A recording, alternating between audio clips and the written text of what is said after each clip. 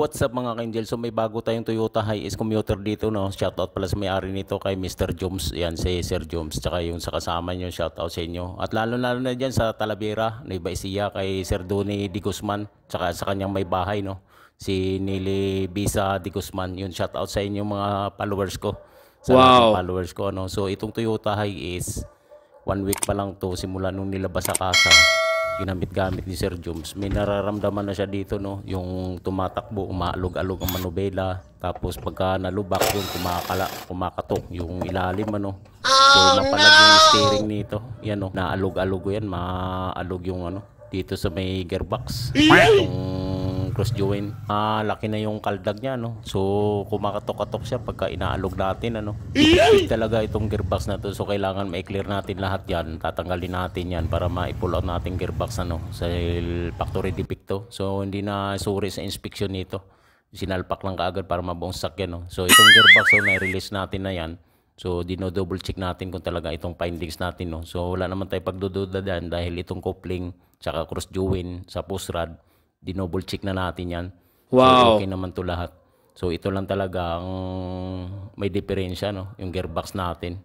So bagong-bago pa, ito na yung kalunos-lunos sinapit niya, no. So may mga issue talaga ganito. Kasi dito na sa binubuo sa Pilipinas tong mga Hiace na to, eh. Yung parts galing sa Japan pero dito na binubuo. So ito hindi lang nasuri sa inspection, ano, dahil may defective siya, factory defect. So i-assemble lang natin yan. So ayun ang mga ka-Angel, dahil minikos-mikos na natin yan, no. Ginamitan natin yan ng technique dyan para umabot naman siya ng isang dekada. Nilagyan na natin yan ng grasa, isasara na natin yan.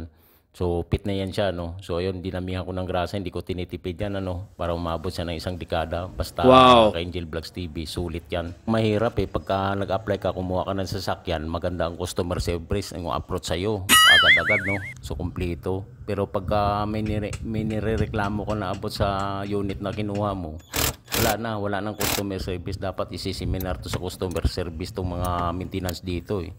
Ito lang nagpapasira ng imahe ng Toyota. Ako matagal naman ako sa Toyota company. Hindi ko naman sinisiraan tong Toyota. Talagang all goods to, ano.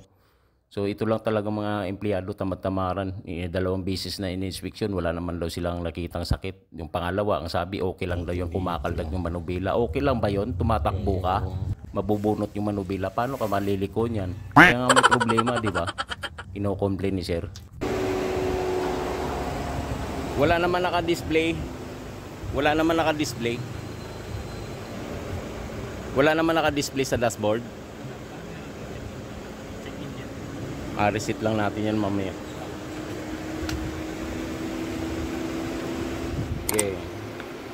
Pero medyo maganit na yung manubela, eh. Bawi dito. Ito na nga mga ka-Angel, dahil i-verify na ni Sir, ano, kung talagang powerful binigay na natin sa kanya na warranty from Toyota, no. So ito susubukan na ni Sir, tingnan natin. So Wow. talaga magaling lang yung mga hinti sa mga singil-singil, ano. Pero pagka hindi ka nagbayad ng 3 months, sabihin nakatakin, tapos sabihan mo bigyan mo ako ng court order, walang ibigay, ano. Anong development? Okay na po. Maganda lahat.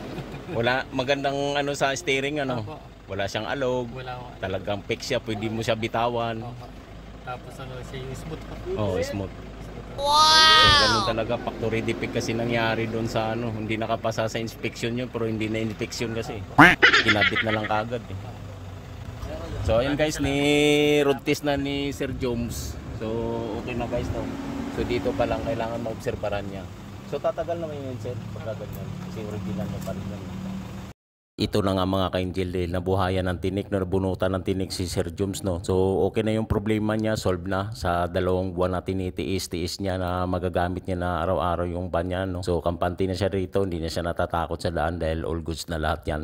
Na double check na rin natin, ano. Tara, let's go!